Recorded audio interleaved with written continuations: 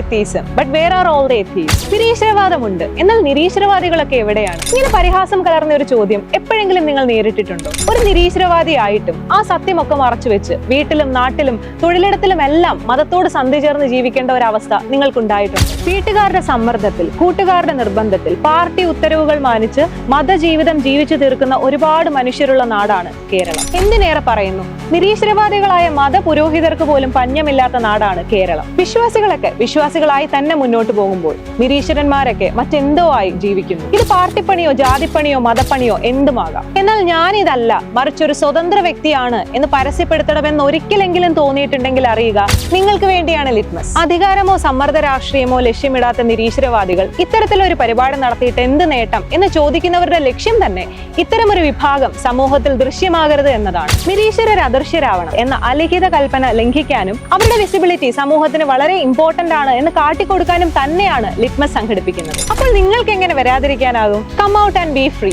Litmus makes you visible. Celebrate U.